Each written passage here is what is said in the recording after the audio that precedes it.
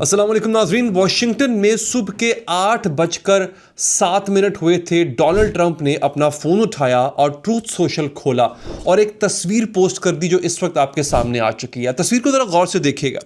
इस तस्वीर में मशरिक़ वस्ता का नक्शा, तुर्की, शाम, इराक, सऊदी अरब सब अपनी अपनी जगह पर मौजूद हैं, लेकिन अगर आप गौर से देखें तो ईरान की जगह पर अमेरिका का झंडा छा चुका है। सितारे और धारियां हैं जो अमेरिकी झंडे में वाज़े होती हैं, उसको ईरान के ऊपर प्रिंट किया गया है और ट्रंप ने बस ये तस्वीर पोस्ट कर दी। ईरान का नाम यहां पर लिखा हुआ है मगर इसके ऊपर अमेरिका की पहचान छाप दी गई है और ट्रंप ने एग्जैक्टली ट्रू सोशल और ट्विटर दोनों पर ये जो है पोस्ट शाया की है। और इसके ऊपर एक सवाल खुद ट्रंप ने लिखा है, ज़रा सवाल गौर से पढ़िएगा। United states of the middle east, ये बड़ी हैरानकुन पोस्ट है। यानी अमेरिका ये दिखाना चाह रहा है कि ईरान पर अमेरिका का कब्जा है। 4 घंटे के बाद, इस पोस्ट के 4 घंटे के बाद तेहरान में ईरानी मुज़ाकरातकार अपने पाकिस्तानी सालसों से मिल रहे थे जब ये पोस्ट डाली गई। इस्लामाबाद में दफ्तर खारजा की बत्ती रात गए तक जल रही थी और वॉशिंगटन में नायब सदर JD वैंस ओहायो से अपना प्रोग्राम मनसूख करके वाइट हाउस की तरफ भाग रहा था। ट्रंप ने नाज़रीन अपनी जो पूरी नेशनल सिक्योरिटी टीम है उसको हंगामी इजलास के लिए बुला लिया था ठीक इस पोस्ट को लगाने के बाद। और उसके बाद खलीज के गल्फ के 6 ममालिक के साथ कॉन्फ्रेंस कॉल रखी गई थी। सारे के सारे लीडर एक कॉल पर थे और फिर तेल अवीव में बेंयामिन नेतन्याहू जो है वो अपनी सिक्योरिटी काबीना को जमा कर रहा था इस खौफ में कि कहीं ट्रंप मुआहदा ना साइन कर ले। दोस्तों, एक तस्वीर, एक सवाल और पूरी दुनिया की सांसें अटकी हुई थी क्योंकि इस तस्वीर को लगाने के बाद जो कुछ मैंने आपको बताया है नाज़रीन, वो सब कुछ हो रहा था और ये वही लम्हा है जिसका सामना ईरान और अमेरिका 3 महीने से कर रहे थे। लेकिन आज 23 मई को जब मैं ये वीलॉग बना रहा हूँ 2026 की हफ्ते वाली सुबह, ये खेल अपने सबसे ख़तरनाक मोड़ पर पहुँच चुका है। नाज़रीन, अगर आप देखें तो एक्सॉइस एक ऐसा इदारा है जिसकी खबरें अथेंटिक मानी जाती है और मैं उसी को यहाँ पर कोट करने जा रहा हूँ। एक्सॉइस की जो रिपोर्ट है और बैरक रेविड राइटर हैं जो लिखते हैं कि ट्रंप ने खुद कहा है कि 50-50 यानी जो मुआहदा है या तो हो जाएगा या हम इन्हें क़यामत तक के लिए उड़ा देंगे। इन्हें से मुराद ईरान है। ट्रंप ने बाकायदा तौर पर यह धमकी दी है और वॉशिंगटन टाइम्स के अंदरूनी ज़राए बता रहे हैं कि कल इतवार, जब आप वीडियो हो सकता है देख रहे हो इतवार के दिन दोपहर तक दुनिया को मालूम हो जाएगा कि जंग ख़त्म हुई है या एक नई शुरुआत होने वाली है। दोस्तों, तो आज के इस तज्जिए में हम आपको लेकर चलेंगे इस नक्शे के अंदर की कहानी के अंदर। बेसिकली ये नक्शा ट्रंप ने क्यों खींचा, ट्रंप चाहता क्या है आखिर, या तो मुआहदा हो जाएगा या उन्हें क़यामत तक हम उड़ा देंगे। नाज़रीन, एक नई शुरुआत होने वाली है और इस तज्जिए में हम आपको लेकर चलेंगे इस नक्शे की असल कहानी की तरफ। समझाएंगे कि ईरान ने कैसी शराइत रखी हैं। जी हाँ, ईरान ने बाकायदा तौर पे शराइत रख दी हैं, नई शराइत हैं। ये वो नहीं है जो आपको पहले पता चली होंगी नाजरीन, जिन पर अमेरिका आज सर पकड़ के बैठा है। बाय द वे, ये बताएंगे कि नेतन्याहू के जो बाल हैं वो क्यों जल रहे हैं और सबसे अहम बात ये कि इस सब का पाकिस्तान, हिंदुस्तान और आपकी रोज़मर्रा ज़िंदगी पर क्या असर पड़ने वाला है नाजरीन। अच्छा नाजरीन, ट्रंप का ये जो पोस्ट है ना जिससे सारी डिप्लोमेसी को हिलाकर रख दिया है, ये कोई इत्तफाक नहीं था। अल जज़ीरा के वाशिंगटन ब्यूरो ने आज शाम को अपनी रिपोर्ट में लिखा है कि ये पोस्ट उन नाजुक घंटों में आया जब पाकिस्तान की सालसी में तैयार होने वाला जो मुसव्वदा है, जो मुआहदा है, वो ट्रंप की मेज़ पर पड़ा हुआ था। ईरान ने अपनी 14 नुकाती काउंटर प्रपोजल इस्लामाबाद के ज़रिए वाशिंगटन भेजी थी। ये काउंटर प्रपोजल था। वैंस, विटकॉफ और कुशनर तीनों ने अपने अमले को ग्रीन लाइट भी दे दी थी कि मुआहदा करीब है। उसी वक्त, बिल्कुल उसी नाजुक लम्हे के अंदर अमेरिका का सदर ईरान के ऊपर अपने मुल्क का झंडा चिपका रहा है। नाज़रीन सोचिए, और पूछता है United states of the middle east. Iran America ताल्लुकात के सबसे बड़े माहिर हैं जॉन्स हॉपकिंस यूनिवर्सिटी के प्रोफेसर वली नसर। उन्होंने आज ट्विटर पर जाके एक बड़ी अहम बात लिखी। वो कहते हैं, बल्कि पढ़ने के काबिल है क्योंकि पाकिस्तानी नाज़र को ये जुमला याद रखना चाहिए। पहले ट्रंप ने कहा था कि वो ईरान की तहजीब को मिटाना चाहता है, अब वो ऐलान कर रहा है कि वो ईरान को अमरीकी कॉलोनी, जायदाद बनाना चाहता है।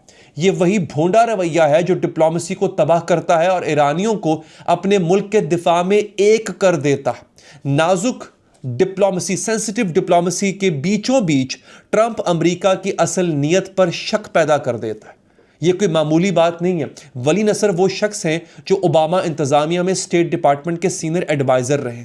ईरान के बारे में वो ब्लूमबर्ग फॉरेन अफेयर्स और फॉरेन पॉलिसी जैसे मैगजीन पर लिखते हैं, और जब वो कहते हैं कि ये ग्रूटेस्क है, लफ्ज इस्तेमाल किया वली ने, ग्रूटेस्क, यानी इससे ज्यादा भद्दी और चीज क्या हो सकती है, तो ये अमेरिकन एस्टैब्लिशमेंट के अंदर से आने वाली आवाज है। लेकिन सबसे जरूरी तज्जिया आया है एक अमेरिकी तज्जिया निगार ब्रिट एरिक्सन की तरफ से। ये खुद ट्रंप के जो बेस के करीब माने जाने वाले में से एक है दोस्तों। एरिक्सन लिखता है, और ध्यान रहे ये अमेरिकी शख्सियत के अल्फाज हैं, कि हमने मीनाब में स्कूल पर बम गिराए, जो मीनाब का इलाका था ईरान का जब इन्होंने वॉर शुरू की थी। सैकड़ों मासूम बच्चों को मारा। ट्रंप ट्रिपल टैप किया, यानी 3 बार बमबारी की हमने। ना कोई तहकीकात, ना कोई माफ़ी, ना कोई जवाबदही, बस मासूम बच्चों का कत्लेआम किया गया। एरिक्सन आगे लिखता हुआ कहता है कि अगर ये काफ़ी नहीं था तो ट्रंप ने धमकी दी कि पूरी ईरानी तहजीब को मिटा दूंगा। उसी रात ईरानी जो है जब वो सोने गए तो ये सोचते हुए कि पता नहीं सुबह आंख खुलेगी या नहीं खुलेगी, ये हमारी तरफ से नहीं किया जा रहा था, नहीं अमेरिका की तरफ से नहीं किया जा रहा था, ये एक अमेरिकी कह रहा था दोस्तों। और वो आगे कहता है कि ईरान के लोग जल्दी अमेरिका के खिलाफ हो गए। ये कभी ईरानी शहरियों की भलाई के बारे में नहीं था, ये हमेशा तेहरान में कठपुतली हुकूमत बिठाने के लिए एक चाल थी। ये अब अमेरिकियों के तज्जिए में आपको बता रहा हूं दोस्तों। अगर यानी अपने लोग अपनी मुल्क की नीयत पर शक कर रहे हैं, यह ट्रंप की सबसे बड़ी नाकामी है। साल 2025 के आखिर में जब ईरान की मईशत तबाह हो रही थी, जब लाखों लोग सड़कों पर थे, जब रिजीम चेंज का मौका अमेरिका के हाथ आ सकता था, ट्रंप ने सब कुछ अपने हाथ से गंवाया। ये अमेरिकी एनालिस्ट कह रहा है नाजरीन। स्कूलों पर बम, तहजीब को मिटाने की धमकी, और अब यह नक्शा जो ट्रंप ने दिया है, ईरान के झंडे वाले लिबरल्स और जो दीनदार लोग हैं, वहां के जो मजहबी इंतहा पसंद लोग हैं, दोनों अब एक ही झंडे तले खड़े हो गए और एक बात कह रहे हैं कि ये हमारा मुल्क है, कोई इसे अमेरिका की एक रियासत नहीं बनाएगा। तो सवाल यह है कि क्या ट्रंप ने यह जानबूझकर किया है या सिर्फ इसका एक यूं कह लें कि इस्तरारी रवैया है। फॉरेन पॉलिसी मैगजीन बहुत बड़ा मैगजीन है, उसके माहिरीन का ख्याल है कि यह नेतन्याहू को खुश करने की एक कोशिश थी नाज़रीन, एक सिग्नल कि मैं अभी भी सख्त रवैया अख्तियार किए हूं। लेकिन असल में यह तेहरान के मुज़ाकरातकारों के हाथ में एक तोहफा दिया ट्रंप ने। यह खुद तज्जिया निगार कह रही है। तोहफा क्या है? अब वो अपने रहबरे आला के सामने यह तस्वीर रख कर कह सकते हैं कि देखिए हम किससे बात कर रहे हैं, आप खुद बताइए। जो शख्स हमारे रक्षे पे अपना झंडा गाड़ रहा है, हम उससे बात कर रहे हैं दोस्तों। ईरान जो है ना, अब उस पर आते हैं। सबसे पहले क्या होता है दोस्तों, ईरान के उन शराइत की बात करते हैं। पहले अदायगी, फिर मुआहदा। उस मुआहदे की तरफ जो आज रात या कल सुबह दुनिया के सामने आ सकता है, और हो सकता है जब आप ये वीडियो देख रहे हो वो मुआहदा आ भी चुका हो। ये मुआहदा क्या है दोस्तों, और ईरान मांग क्या रहा है, ये समझना बहुत ज़रूरी है, क्योंकि यहीं से पाकिस्तान, हिंदुस्तान और पूरी मुस्लिम दुनिया की किस्मत का फैसला होगा।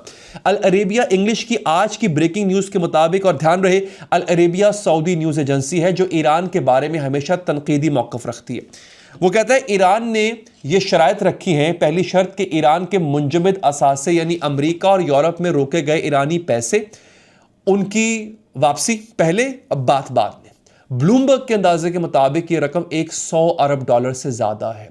दूसरी शर्त, तमाम पाबंदियों का खात्मा। तीसरी शर्त, जंग के नुकसान का तयन होगा, यानी हर्जाना। ईरान के एक आला अफसर ने कहा है कि यह जंग में ईरान को 270 अरब डॉलर का बराह रास्त और बिला वास्ता नुकसान पहुंचे, और इसी रकम की अदायगी का मुतालबा किया जा रहा है। लेकिन असल जंग आबनाए हुर्मस पर है, यह भी याद रखिए दोस्तों। यानी वो एक तंग सी गली, तंग सी पानी की पट्टी जहां से दुनिया का 20% तेल गुजरता है। ईरान ने यह रास्ता बंद कर रखा है, और अब वो कह रहा है कि हम खोलेंगे, लेकिन अमेरिका पहले हर्जाना दे। अब ये ईरान की एक नई शर्त है। मारियो नौफल ने आज बड़ा कमाल की बात लिखी है। वो कहते हैं ये अमन की तजवीज़ नहीं है, ये एक बिल है, ये रसीद है जो ईरान ने अमेरिका के हाथ में पकड़ाई है। भाई साहब आप इतना खर्चा हुआ है, पे करो। और पाकिस्तान बीच में सालिस की तरह दौड़ रहा है। इस खाली जगह में या तो मुआहदा होगा या जंग होगी, ये मारियो लिखता है। न्यूक्लियर प्रोग्राम पर ईरान ने नरमी दिखाई है, और ये अहम बात है। अल अरेबिया के ज़राए के मुताबिक तेहरान ने पेशकश की है कि वो 3.6% से ऊपर यूरेनियम अफजूदगी 10 साल के लिए रोक देगा। वो 20% से ऊपर जो अफजूदा यूरेनियम है उसे ईरान के अंदर ही पतला कर देगा, यानी उसको डिफ्यूज करेगा, बेसिकली डाइल्यूट करेगा, सॉरी। लेकिन एक बंद ईरान जो है वो नहीं छोड़ेगा। वो क्या है? वो है महदूद अफजूदगी का हक, यानी लिमिटेड एनरिचमेंट ऑफ यूरेनियम। थोड़ा बहुत अफजूदगी का हक जो है वो ईरान कायम रखेगा। ये क्या मानी रखता है? आप सोचेंगे ईरान को इसकी जरूरत क्या है? ये मानी क्या रखता है दोस्तों? देखिए, इजरायली थिंक टैंक है INSS, उसके सीनियर तज्ज़िया-ए-कार हैं, उसका नाम है डैनी सेट्रोविच, पहले भी जिक्र कर चुका हूं इनका। उसने आज जो लिखा है वो पूरी इस जंग का खुलासा है।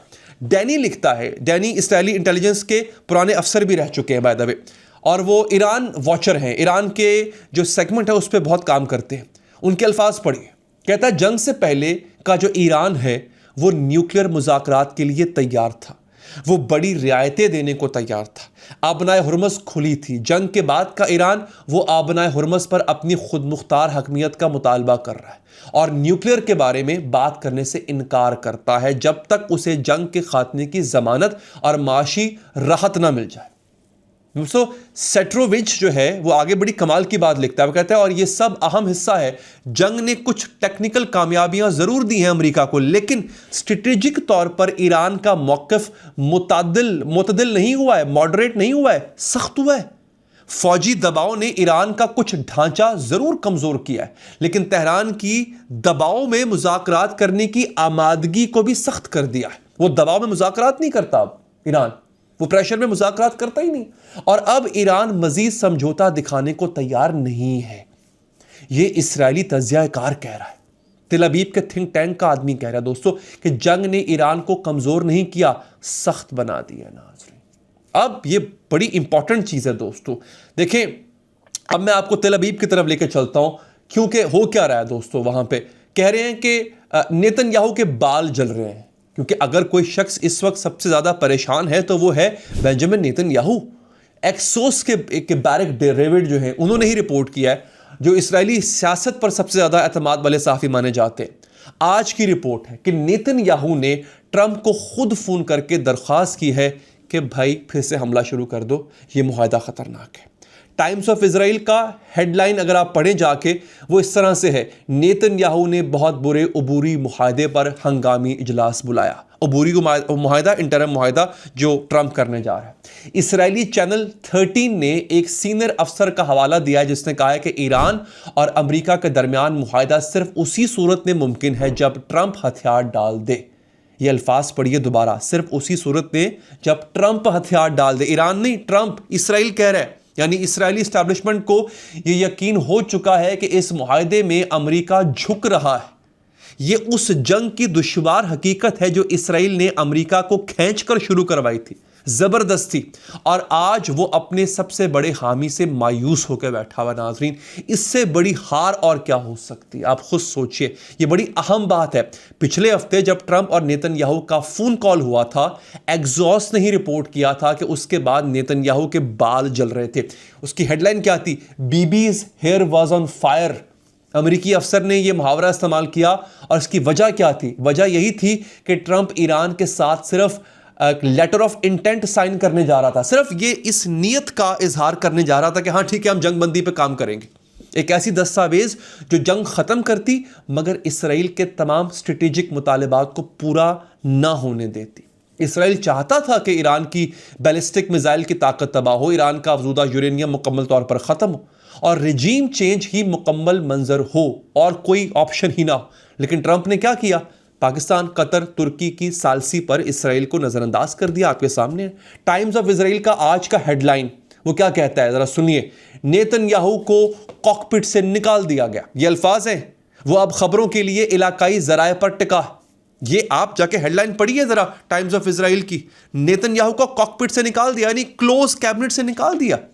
अब वो खबरों के लिए इलाकाई ज़राए पर टिका, यानी इसराइल का वज़ीर आज़म अब अमेरिका के नहीं, कतर के और पाकिस्तान के ज़राए से ये पता कर रहा है कि उसके सबसे बड़े इत्तेहादी की ईरान के साथ क्या मनसूबाबंदी हो रही है। ये टाइम्स ऑफ इजराइल कह रहा है कि इसराइल को डायरेक्ट अमेरिका से खबर नहीं मिल रही है, पाकिस्तान के मीडिया से वो खबरें ले रहा है। ये मैं कहता, हो सकता है आप लोग कहते कि अली जो है वो बायस दिखा रहा है। नो, ये कितनी इंपॉर्टेंट बात है। और इस सब के दरमियान रजब तैयब एर्दोगान, अब एक नया करैक्टर यहां पर एंटर होने जा रहा है। यहां पर इसको खुशामद की इंतहा कहा गया दोस्तों। ये कमाल नहीं हो गया? ये ज़रा सुनिए, रजब तैयब उर्दगान, होता क्या नाज़रीन, इन्होंने एंट्री मारी। मारियो नौफल आज सुबह लिख रहे थे कि उर्दवान ने ट्रंप को कहा है, और ये सीधा इक्तबास मैं आपको बता रहा हूं, इसका अल्फाज सुनिए। ट्रंप वो लीडर है जिसका दुनिया सदियों से इंतजार कर रही थी। वो सिर्फ ताकत की बात नहीं करता, वो खुद ताकत का मुजस्समा है। ये उर्दवान कह रहा है भाई। आप लोग हैरान हो रहे होंगे, मैं आपको सच बोल रहा हूं, आप जाके ट्वीट पढ़ सकते हैं उसका। और ट्रंप ने यह तारीफ फौरन अपने ट्रूथ सोशल पर रीपोस्ट की है, जैसे आप रीट्वीट नहीं करते, रीपोस्ट की। और फौरन उसके बाद 6 खलीजी रहनुमाओं के साथ कॉन्फ्रेंस कॉल शुरू हो गई थी। अर्दवान क्यों ट्रंप की इतनी तारीफ कर रहा है, खुशामद क्यों कर रहा है? मारियो नौफल का तजिया बड़ा जबरदस्त है इस पर। वो कहता है खुशामद एक फॉरेन पॉलिसी का आला बन चुका है और वो काम कर रही है। ईरान अमेरिका मुआहदा जो उर्दवान के आंगन में एक और जंग को रोक देगा, ये अल्फाज थे उसके, ये तुर्की के फायदे में है। ये डिप्लोमेसी की एक बड़ी नफीस कहानी है, उसके अल्फाज थे।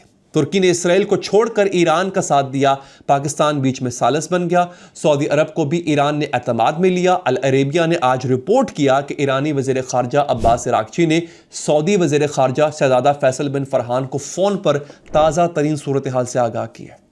ईरान सऊदी अरब पे हमले कर रहा था, अब जितनी डेवलपमेंट हो रही है ईरान सऊदी अरब को रिपोर्ट कर रहा है एतमाद में लेकर। दोस्तों कितनी अमेजिंग बात है। और नेतन्याहू वो अकेला खड़ा है, अपने इत्तेहादी से कटी हुई जो है वो एक क्यों कह लें कि वो दलीलें कर रहा है।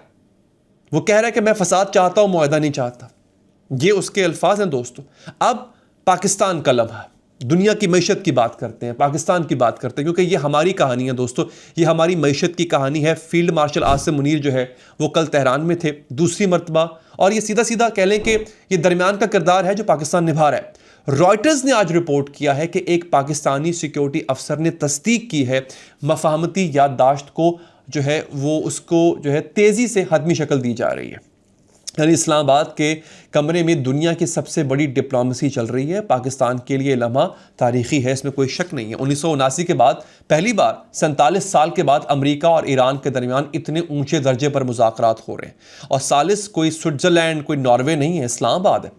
फॉरेन पॉलिसी मैगजीन ने पिछले हफ्ते लिखा था कि पाकिस्तान अपने सबसे बड़े सिफारती लम्हे को जी रहा है जब से 1971 की तबाही हुई थी। लेकिन ये कहानी सिर्फ फॉरेन पॉलिसी की नहीं है दोस्तों, ये आपके किचन की कहानी है, आपके पेट्रोल पंप की कहानी है। हॉर्मज़ बंद है, ब्रेंट खाम तेल जो है $110 फी बैरल से ऊपर है। पाकिस्तान अपना 80% तेल दरामद करता है। ब्लूमबर्ग के अंदाजे के मुताबिक अगर ये जंग और लंबी हो गई तो पाकिस्तान हिंदुस्तान का जो दरामदी बिल है वो $20 अरब बढ़ सकता है, $20 अरब इंक्रीज होगा।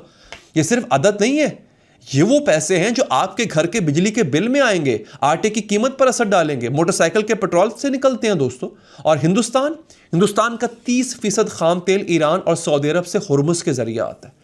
मोदी सरकार खामोश है, लेकिन इकोनॉमिस्ट ने पिछले हफ्ते एक तजिए में लिखा था जनूबी एशिया की मैशत हुर्मुज़ में कैद है। अगर ये बंद रही तो पाकिस्तान हिंदुस्तान दोनों में कसाद बाजारी का खौफ हकीकी है, रिसेशन। और सिर्फ मैशत नहीं, ये आप यूं कह लें कि ये एक आप कह लें कि हाँ, ये आपकी वालदा की दवा की कीमत भी है दोस्तों।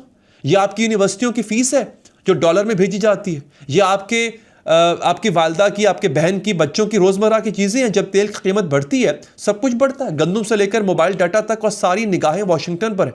ये चंद नाम याद रखिएगा, JD Vance, Steve Witkoff, Jared Kushner, ये तीनों अभी व्हाइट हाउस में बैठे हैं।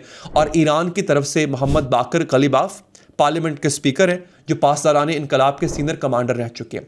ये 4 लोग मिलकर तय करेंगे कि आपकी दाल में घी चमचे से पड़ेगा या बूंद बूंद पड़ेगा। और इस सब के बीच ब्लूमबर्ग के सीनियर कॉरेस्पॉन्डेंट है सईद अजहर, उन्होंने आज एक शाम आर्टिकल लिखा, ये अब मुआहदे या जंग का मामला नहीं रहा, ये एतमाद का मामला है। और नक्शे वाला ट्रंप का जो पोस्ट है उस एतमाद की आखिरी शम्मा बुझा सकता है। आज रात हम सो जाएंगे और कल सुबह उठेंगे। दुनिया शायद बदल चुकी हो जब आप ये वीडियो देख रहे हो, लेकिन इससे पहले कि वो कल आए, इन 3 हकीकतों को जहन में बिठा लीजिए नाज़रीन। पहली हकीकत, ट्रंप का नक्शा वो सिर्फ एक पोस्ट नहीं, वो एक आईना है। अमेरिका जिस ईरान को झुका नहीं सका उसे वो अपनी तस्वीर में कैद करना चाहता है। लेकिन वली नसर ठीक कह रहे हैं, ये भोंडा रवैया डिप्लोमेसी नहीं दुश्मनी पैदा करता है। और ईरानी अपनी इज्जत पर चोट खाकर ज़्यादा सख्त हो जाते हैं, कमज़ोर नहीं होते। दूसरी हकीकत, ये जंग अमरीकी अपने जहनों, अपने हथियारों, अपने पैसों, अपनी इज्जत के साथ बड़ी आराम से हार रहा है। इसराइली तज्जियाकार डैनी ने खुद ये लिखा, तस्लीम किया, मैंने बताया कि जंग से पहले ईरान नरमी पर था, जंग के बाद अब वो अपनी शराइत डिक्टेट कर रहा है। पेंटागन के अंदर बैठे अफसरान जो आग पर चल रहे हैं, इस वक्त एक्शल्स पे चल रहे हैं, नेतन्याहू को नज़रअंदाज कर रहे हैं। और अमरीकी सहाफ़ी ब्रेट एरिक्सन का आपको मैंने तजिया बताया, वो क्या लिख रहा है कि नाकामी की कहानी है। जब इसराइल के अपने माहिरीन कह रहे हों, जब अमरीकी तजिया निगार कह रहे हों, तो हमें यकीन कर लेना चाहिए कि ऐसा ही है। और तीसरी हकीकत नाज़रीन, पाकिस्तान उस तख्त पर बैठा है जहां से तारीख लिखी जाती है। ये वक्त हमारी डिप्लोमेसी का इम्तिहान है। यहाँ पे आप कह लें कि आसिम मुनीर की तेहरान यात्रा, वैंस की मनसूख मुलाकातें, उर्दवान की फ़ोन कॉलें, ये सारी आग इस्लामाबाद के दरवाजे पर आकर ख़त्म होती है। लेकिन ये भी याद रखिए, अगर ये मुआहदा बन गया, हो गया, तो क्रेडिट अमेरिका ले जाएगा। अगर ये मुआहदा टूट गया, इल्ज़ाम पाकिस्तान को मिलेगा। ये डिप्लोमेसी की सबसे जालिम हकीकत बता रहा हूँ आपको। और यहाँ पर एक सवाल छोड़ रहा हूँ आपके लिए, जो आज रात तेहरान से तेल अवीव तक, इस्लामाबाद से वॉशिंगटन तक और हर कमरे में गूंज रहा है कि अगर एक तस्वीर, सिर्फ एक नक्शा डिप्लोमेसी को इतना हिला सकता है, तो वो डिप्लोमेसी किस चीज़ की बुनियाद पर खड़ी थी? और वो अमन जो एक ट्वीट से टूट सकता है, क्या वो अमन है भी कि नहीं? यानी ये सिर्फ खबर नहीं है, ये आपके घर में आने वाले बिजली का बिल है, ये आपके बच्चे की यूनिवर्सिटी की फीस है, ये आपके मुल्क की किस्मत है, जो आज रात ट्रूथ सोशल पर 3 जुमलों में फैसला पा रही है। सदियों में लोग पूछेंगे आगे आने वाली कि जंग किस चीज़ पर हुई थी भाई, और जवाब मिलेगा एक तेल की तंग पट्टी पर, बाबनाए हुरमस पर, छोटी सी एक पानी की पट्टी पर, एक न्यूक्लियर के खौफ पर, एक आदमी की ट्विटर की आदत पर। अल्लाह का शुक्र अदा करना चाहिए अगर कल सुबह दुनिया वही रहे जो आज थी। अपना ख्याल रखिए नाजरीन, अल्लाह ने के बाद।